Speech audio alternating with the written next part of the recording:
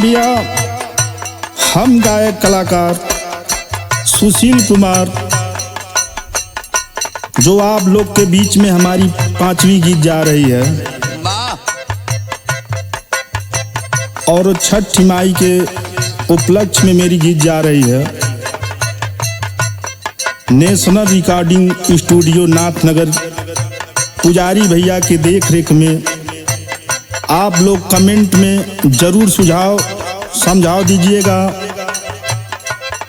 लाइक subscribe जरूर करिएगा।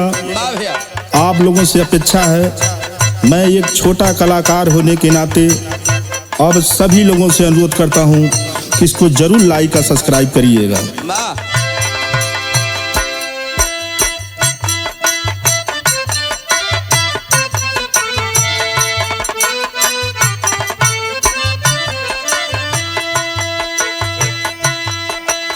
पहिला बाराती छठी मैया,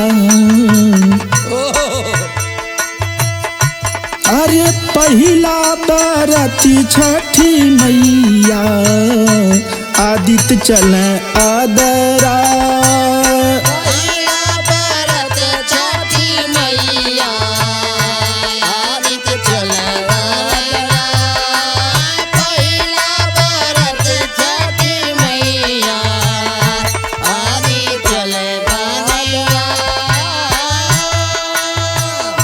आदित्य चले आदरा, आदित्य चले आदरा,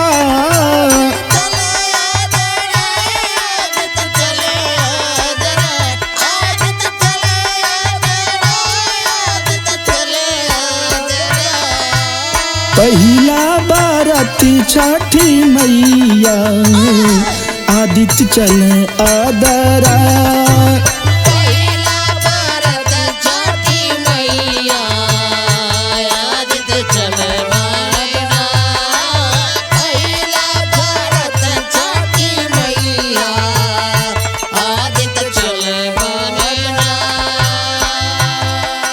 झूठी मिली सबही गोतनिया, गीती छठी माई के गाए।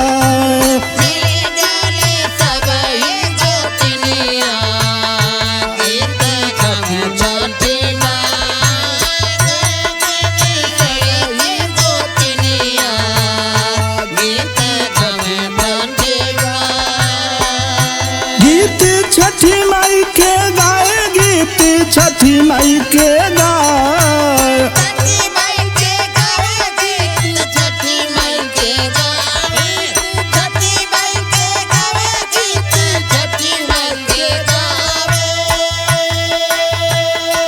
अरे झूठी मिली सबही गोतनिया, गीती छठी माई के गाए।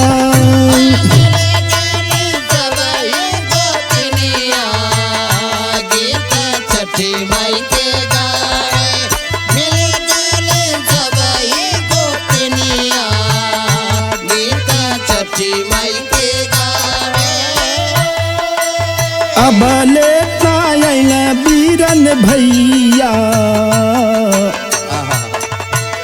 अबले नायल बीरन भैया, कहवा देरिया लगा।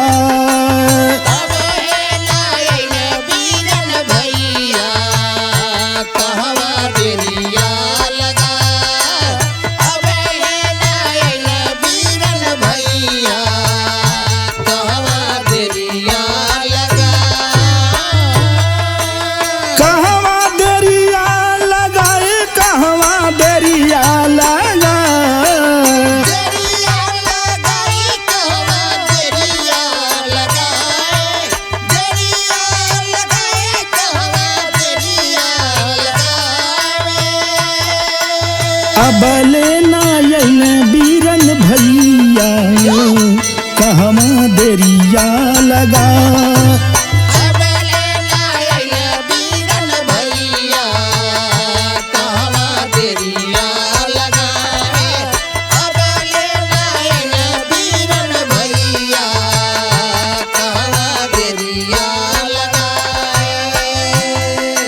देवर जी उठाइला बहनिया,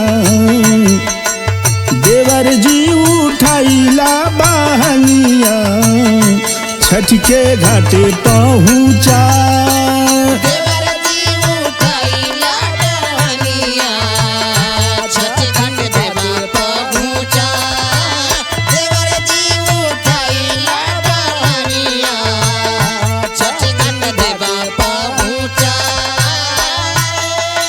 छठ के घाटे पहुँचाए, छठ के घाटे पहुँचाए।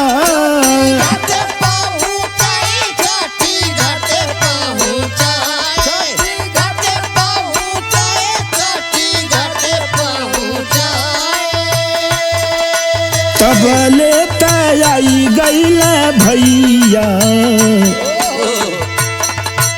तब लेता आई गईले भैया, छठ के घाटे पहुँचा। तब लेता आई गईले भैया, छठ के घाटे पहुँचा। तब लेता आई गईले भैया, छठ के घाटे पहुँचा। अरे सुशील भाई सिरावा डालरिया, अरे सुशील भाई सिरावा डालरिया, चल श्रद्धा दिल बसा।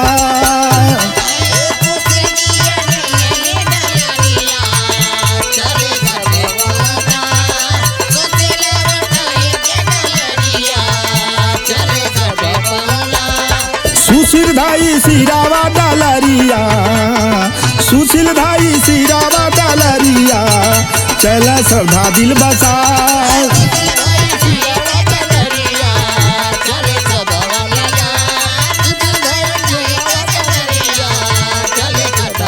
जय हो छठी माई, जय हो।